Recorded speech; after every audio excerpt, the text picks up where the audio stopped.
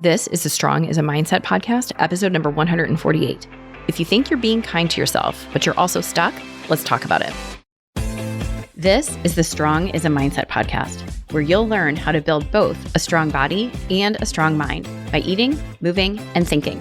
I'm your host, physician, personal trainer, certified health coach, and certified life coach, Carrie Holland.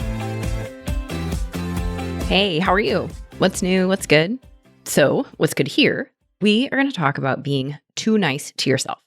And so before I go any further, hang on, because I need to put something out there right from the start. If you feel defensive at that thought, stay with me because we're going somewhere important. So I know last week I talked all about burnout and how doing the smallest thing and lowering the bar is part of the solution. And all the while, it's essential that you're kind to yourself in the process. And so now I'm here this week with an episode about being too nice to yourself. So what gives? Well, let me speak directly to that because I recognize that these two messages might sound contradictory. So here's the thing. You know, I'm all about self-compassion. I talk about it often on the podcast because it's an essential component to changing your habits and making them stick. And I truly believe that you cannot beat yourself up into better. But that being said, I think many of us have misunderstood what self-compassion actually is.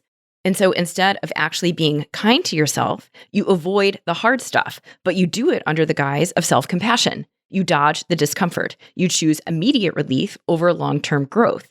And the sticky part about this is that often you call it self-care. You call it rest. Maybe you call it being gentle with yourself. But I'm going to be really, really honest here. And please really hear this.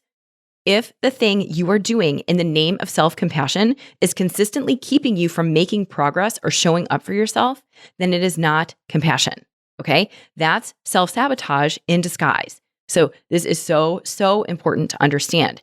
If you are repeatedly not following through, or if you are repeatedly letting things slide under the premise of self-compassion, and it's ultimately resulting in you making no progress, then we have a problem. And it's not a self-compassion problem, it's a self-sabotage problem, okay? I want to make this crystal clear, and this is a key point I want you to consider right from the outset.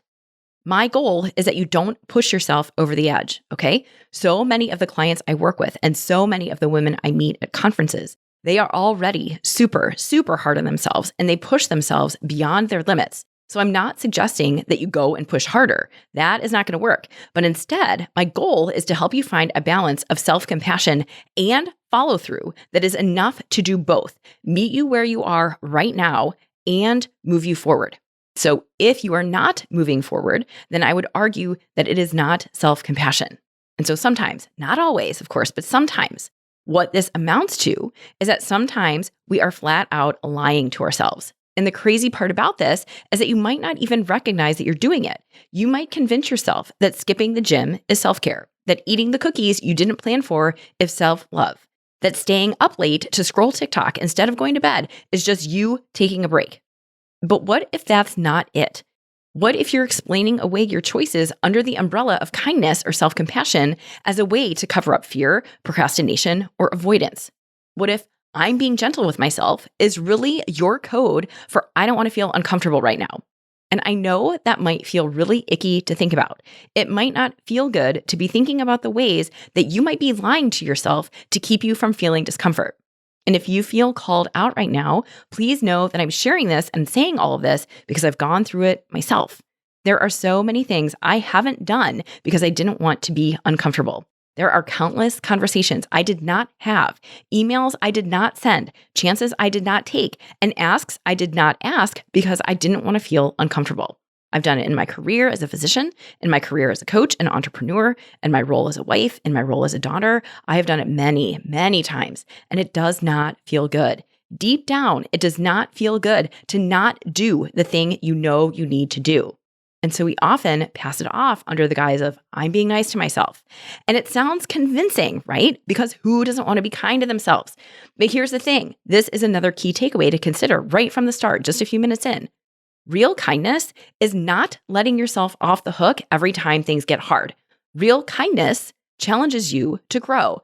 Real kindness allows you to see where you are capable of more and keeps you from pretending you can't do it. Real kindness is honest. So I encourage you to start thinking of self-compassion as what helps you to stretch yourself without snapping. It's that voice that tells you, I know this is hard and I know you can do it anyway. So that voice does not coddle and it also doesn't criticize. Self-compassion is that part of you that pushes you out of your comfort zone, even when you want to quit.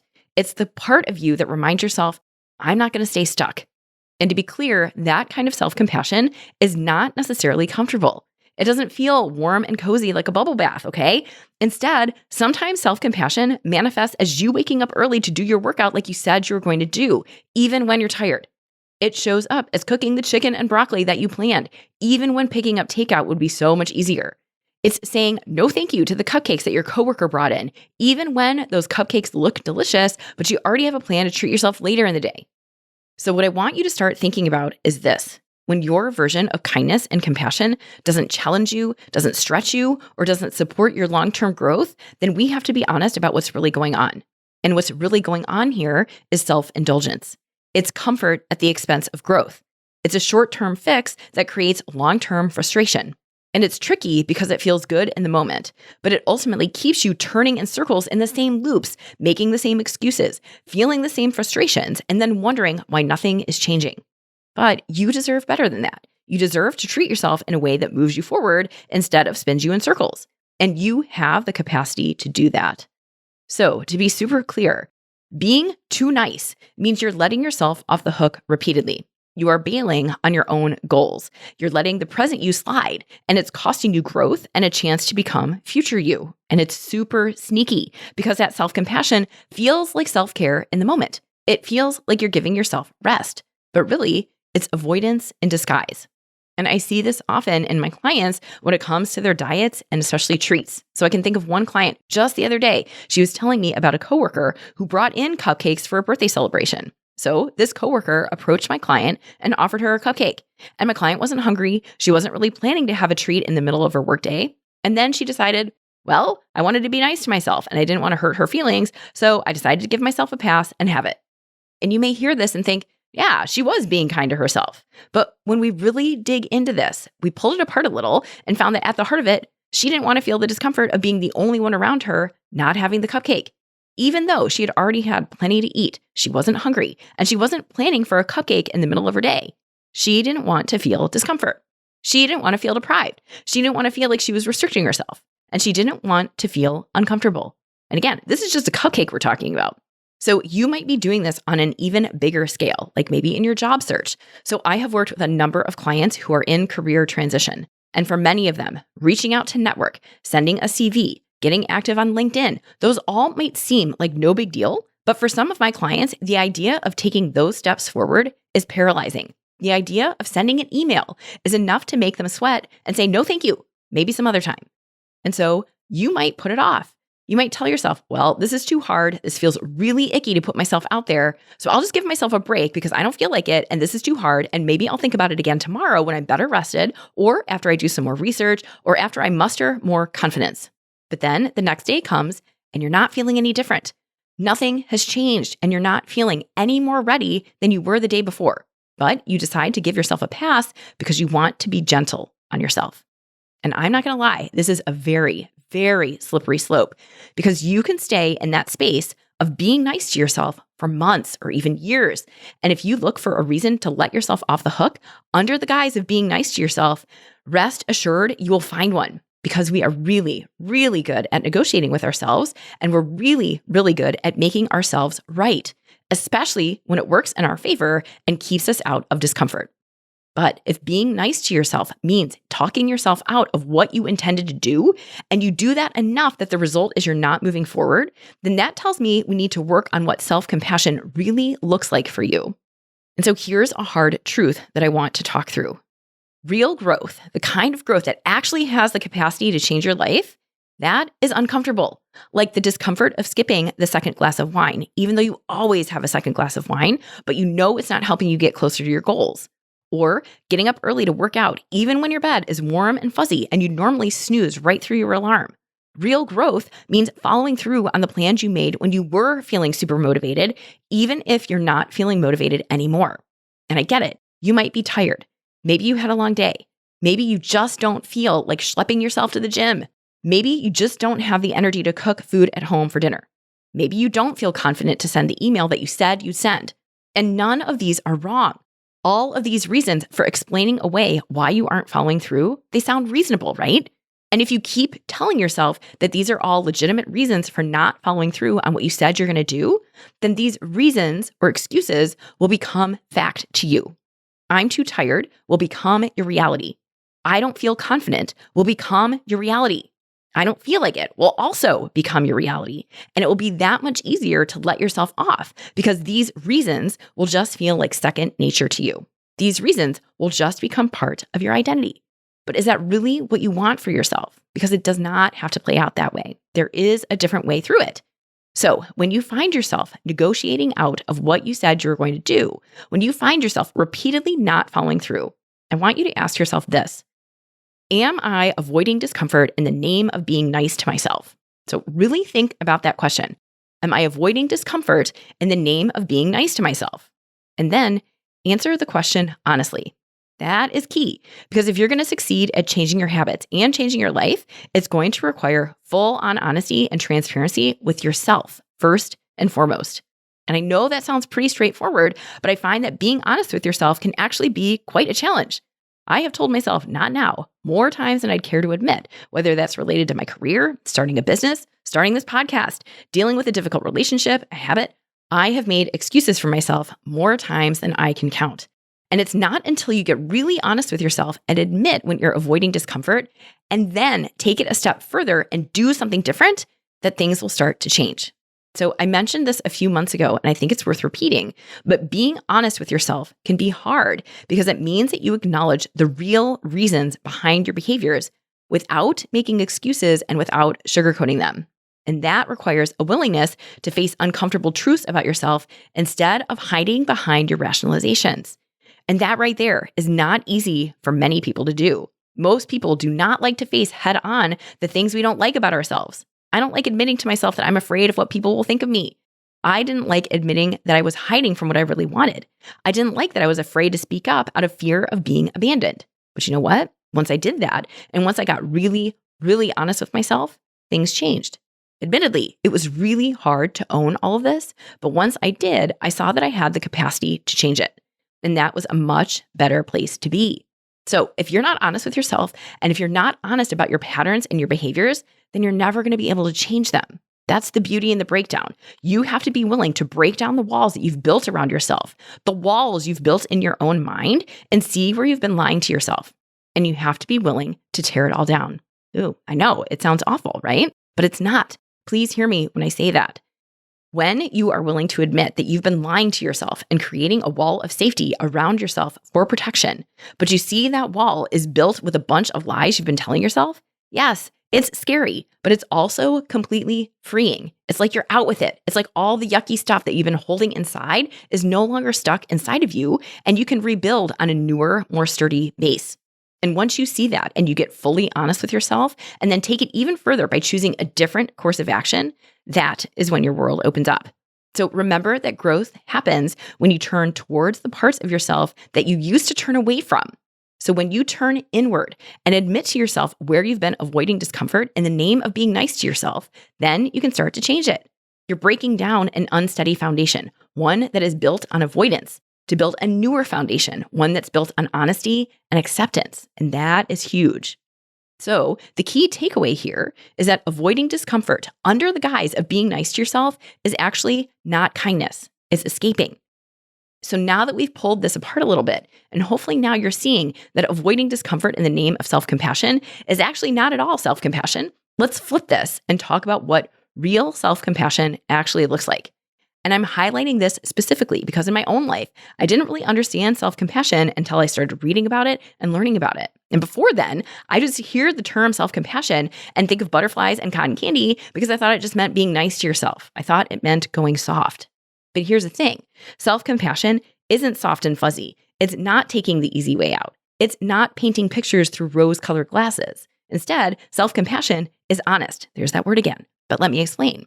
Self-compassion is honest and says, all right, I see that you're totally exhausted. Let's go to bed early so you can get up and work out tomorrow morning. It's not, gee, you've had a really rough day, just skip your workout again. No. Do you see the difference here? One of these has your back, has a plan, and keeps you moving forward. The other keeps you stuck and going in circles. So remember what self-compassion is. It's got 3 components as defined by the mother of self-compassion, Dr. Kristen Neff. So she literally wrote the book on self-compassion. And if you haven't read it, I highly, highly recommend it. So when you have self-compassion, it means you treat yourself with self-kindness instead of self-judgment. It also means you recognize that messing up is not unique to you. In fact, it's not unique to anyone. Self-compassion means that you recognize that messing up is part of the shared human experience. So in plain English, by nature of being a human being, you're going to mess up. And in terms of changing your habits, this means you're going to eat the cookies. You're going to sleep through your workout sometimes. By nature of being human, we're all imperfect. And then last, when you do mess up, you neither under nor over identify with it. Meaning you don't over dramatize and perseverate over your mistakes, but you also don't brush them off or ignore them either. You identify with your mistakes in a balanced, healthy way so that you keep moving forward. All right, so quick and dirty. Self-compassion means you treat yourself with kindness instead of judgment. You recognize that as a human, you are going to mess up just like everyone else, and you don't make a big deal out of it, and you also don't shrug it off. So now that we've talked through what self-compassion does and does not look like, here are some key things to be on the lookout for. I know I said it earlier, but this is sneaky. And the only way you're going to discover if you're using being nice to yourself as an excuse is if you're actually looking for it. So here they are. Here are some key signs that you're using being nice to yourself as an excuse. First and foremost, you are not making progress. If you feel like you are spinning your wheels and maybe even doing the right things in theory, but you're not getting results, this would be a good reason to ask yourself if you're giving yourself a pass more often than you realize. If you're not moving forward towards your goals, and especially if it's been months or years and you feel stuck, then I would really encourage you to look at why. What are you telling yourself that's keeping you from changing your life? I have so many examples of this. I had one client, she actually reached out to me years ago when I was earlier in my coaching practice, and we got everything teed up to get started. And right before our first session, she decided work was too busy. Then over a year later, she reached out again. And this time we did get started. And just a few sessions in, the same thing came up. She wanted to take a prolonged pause because once again, work was too busy. And she felt she just did not have time to devote to working on herself. And she said both times that she just needed to be kind to herself and stay more focused on work. And I had another client who did a ton of traveling for her work. She spent many of her weeks in hotels on the go between conferences and meetings. And one of her key habits that she wanted to change was getting more movement in. She wanted to have exercise be a regular part of her day. But it seemed like every time she traveled, she found a reason to put it off. Whether it was a late night out with a client or an early start with morning meetings, it seemed there was always a reason to not get any exercise in. And it always came back to, I'm just so tired. And then she'd give herself a pass. So here's the thing. In both of these instances, it could be really easy to justify and say, well, yeah, there's no way she could follow through. Work is busy. The schedule doesn't allow for it. Late nights and early mornings when you're traveling makes it hard to get in any exercise. So in either instance, you could argue that she's just given herself a break, right? But what if this keeps going on? What if you keep coming back to the same reason for not taking action and you keep coming back to it under the premise of being nice to yourself? Then what? Is that still being nice to yourself? Or is it something else going on? And I would argue that if you're not making any progress, we need to find out why. We need to dissect the story that you're telling yourself about being too busy or too tired and decide how that is helping or hurting you. And another sign that you might be using being nice to yourself as an excuse is if you keep renegotiating your plan. So I can think of another client I worked with who really wanted to change how she ate. And when we first started working together, I asked if she could find one tiny habit that she wanted to work on and really work to nail that. So she decided on food journaling because she thought that she wanted to get a better sense of what she was actually eating. So then she came back to her session a week later, having done 2 days worth of food journaling, and promptly decided she wanted to focus on counting protein instead. She felt that she wasn't eating enough protein and she didn't want to get caught up in journaling or writing down all of her food or all of her macros, but she did want to ensure that she was getting 100 grams of protein per day. So she decided to focus on that habit.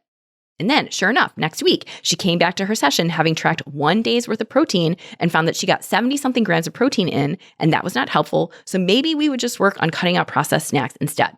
And this could have gone on every time we met. But instead, I just gently pointed out that she had changed what she was working on 3 times in as many weeks. And why did she think that was happening? Because not only was she not making any progress, she wasn't sticking with any of the habits she decided for herself, and she definitely was not making any real change. So we had to dig in there. And one of the things we discovered was that she didn't like that she wasn't hitting her goals. In the first week, she didn't journal for the full week, so she decided the habit was not going to work for her, and she dropped that in the name of counting protein. But interestingly, the same thing happened, and she wasn't able to count her protein perfectly, and she didn't hit her 100 grams per day target, so she gave it up. And at first go, it might seem like this is self-kindness. She wasn't having immediate success with her habits, so she was looking for a different habit that would give her success. But again, if you remember what we know about self-compassion, no one gets it perfect. By nature of being human, we're all going to screw up. And if you use every screw up as a reason to abandon ship, renegotiate, and look for something new and different to try, you are never going to get anywhere. You will constantly be changing your plan without ever really seeing what you're capable of doing. By renegotiating, you're not holding yourself accountable. You're just changing the plan. You adjust your standards downward to match your mood instead of honoring the commitments you made when you were more clear-headed and focused. And that is most definitely going to keep you from making progress. And the third sign that you're using being nice to yourself as an excuse is when you feel short-term relief, but long-term frustration. So here's the tricky thing about letting yourself have a pass under the guise of self-compassion. When you tell yourself, hey, I'm just going to be kind to myself and let it go for today, you will feel a sigh of relief because there is most definitely relief. You've decided to avoid discomfort. And so by nature, your brain is going to feel better as a result. And that will give you a short-term release, but it's fleeting. And when you do this repeatedly, and if you repeatedly put off getting started on your daily walk because you've had a day and you need a pass, you will feel the impact. You will feel the cycle of a short-term, short-lasting reprieve, followed by guilt, irritation, disappointment, and frustration at giving yourself a pass and letting yourself off the hook. And that's just it. You'll know that you're letting yourself off the hook because you'll feel good in the moment, but you'll be frustrated as stink later when your life is exactly the same as it was a few weeks or a few months ago. And that's the tricky part of this. It might feel like you're being kind to yourself in the moment, but you're really not. You're simply putting off doing what you need to do in order to move forward. All right, so if you're nodding along to any of this, or if you're quietly cringing as you recognize some of these things in yourself, that's okay. It means you're paying attention. And this might be the wake-up call you didn't know you needed. But my hope is that this is just helping you step back and ask yourself, am I really taking care of myself? Or am I just avoiding the hard stuff and calling it compassion? Am I protecting my energy or am I protecting my comfort zone? And if you start to see any of these patterns for what they are, then you've got the capacity to change it. So let's talk about how to do it. So here is the concept I want to introduce to you for how to manage this. If you want to be self-compassionate and still move forward on your goals, consider making your decisions based on your values instead of making decisions based on your emotions. This is a key idea I want to offer you. And if after hearing this so far, you find that you're being too nice to yourself, this is it. So what does this actually mean? What does it mean to make a values-based decision versus an emotional one? Okay, so a value-based decision is a choice that you make with your long-term goals and identity in mind. It's one that you make using integrity and full-on honesty. Value-based decisions are rooted in who you want to be and the kind of life you want to create for yourself. So when you're making a value-based decision, that is when you say, I'm the kind of person who follows through. And then you act accordingly, even when it's hard. So that means you brush your teeth, even when you're tired. That means you go to the gym because you value your health and you value being a healthy person, not just because you feel like it in the moment. So an emotional decision, on the other hand, is reactive. So as it sounds, an emotional decision is driven by your feelings in the moment. Tired, stressed, overwhelmed, annoyed, hungry, whatever it is. And while all of those feelings are real and those feelings are valid, they're also temporary. And if you let temporary emotions make your decisions, you're setting yourself up for long-term stalling. Acting based on how you feel in the moment, instead of acting based on what you value in the big picture, leads to decisions that feel good now, but sabotage you later. And let me make it clear. Emotions are real and they most certainly deserve your attention, but they are not reliable decision makers. Emotions rise and fall. They're fleeting. They fluctuate. They're powerful for sure, but they are not permanent. And if you allow momentary emotional states to dictate your actions, you're going to find yourself in the same patterns over and over again. And that is how you stay stuck. Not because you don't know what to do, but because you're letting your feelings veto what you do know. But it's your values that ideally would have the final say. So yes, you can feel tired and still go to bed on time instead of scrolling social media. You can feel stressed and still follow through on your meal plan. You can feel overwhelmed and still choose to exercise and move your body. You can do both. Do you see that? You do both. You acknowledge what you're feeling, but you don't let those feelings run the show. That's what it looks like to validate your emotions and act in alignment with your values. And that's what it means to show up for yourself with honesty and still follow through. And that is what creates a kinder version of discipline, the type of discipline that's rooted in self-care instead of self-criticism. So I love to talk about discipline, but I want to make something abundantly clear here. Sometimes when you think of discipline, you think of being harsh or rigid or punishing. And maybe you believed that if you weren't being super tough on yourself, you weren't doing it right. But that's not the kind of discipline we're talking about here. The type of discipline I'm talking about is still kind, but it's firm. It's supportive. It's asking for effort from yourself because you know you're capable. The kind of discipline I want for you is a voice that says, hey, I know this is hard, and I still expect you to show up because I know you can. So this kind of discipline is not about shouting, coercing, depriving, or restricting. Instead, it's about respect. It's about respecting your time, your energy, your goals, and yourself. And that is huge. So discipline in this light becomes a form of self-respect. So when I talk about discipline, I mean that you do the hard thing because you care about yourself, not because you hate yourself and not to punish yourself. You do the hard thing because you believe you're worth the effort. And when you think about discipline this way, you'll see discipline as less of a drill sergeant and more like a coach, someone who believes in you and knows that you're capable of, even when you forget. And so the takeaway here is that sometimes one of the kindest things that you can do for yourself is show discipline and follow through on what you said you're going to do, even when it gets hard. You remind yourself, yep, this is where it gets hard and I can do hard things. And then you go do it. So here is what I want you to remember. Self-compassion does not mean comfort all the time, okay? This is so important to understand. Instead, self-compassion means being honest with yourself about what you need, not just in the moment, but in the long term. And sometimes self-compassion means doing the hard, uncomfortable thing, the thing you really don't want to do because your future self is counting on it. So here's another thing to remember. Growth requires kind honesty, not an easy out. Kind honesty is when you say to yourself, this is hard and you're capable of doing it. Kind honesty does not cuddle and it does not criticize, but it gives you what you need to move forward. And while easy outs may feel gentle in the moment, they come at a cost, and that cost is being stuck. Kind honesty, on the other hand, builds self-trust, it builds strength, and it builds momentum. And last, please remember that you can care about yourself and still expect more from yourself. In fact, expecting more because you care is one of the highest forms of self-respect you can give yourself, because it means you're no longer willing to accept your own excuses. It means you're ready to get after your goals with both compassion and accountability because you know you deserve and are capable of both. And sometimes the most loving, kind thing you can do is look yourself in the eye and say, nope, we are not skipping again. We're doing this. Let's go. So this week, pay attention. See if you can catch yourself and see if you find yourself being nice to avoid discomfort. So if you find yourself saying, it's fine, or maybe tomorrow, pause and ask yourself, is this really kindness? Or is this fear of the hard thing? And if it is fear, then you already know what your next step is. It's not being mean to yourself. It's not being militant. It's being honest with yourself. Honest enough to say, I deserve better. I deserve to show up. And I will. All right? And if you want help with this, let's go. When you coach with me, I will help you stop accepting your excuses, and we do it with kindness and accountability. Check out my website, send me a message at www.carriehollandmd.com/contact, and let's talk about how coaching will improve your relationship with yourself. All right? Thank you again for hanging out with me, and I'll catch you again next week.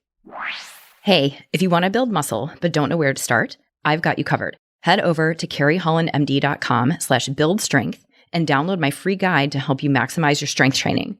Inside, you'll find the essential exercises for building muscle, plus simple 1, 2, and 3-day workout plans that you can follow with just dumbbells and a bench. You'll also find strength training tips to help you train smarter and see real results. My goal is to help you get strong, and this strength training guide will help you do it.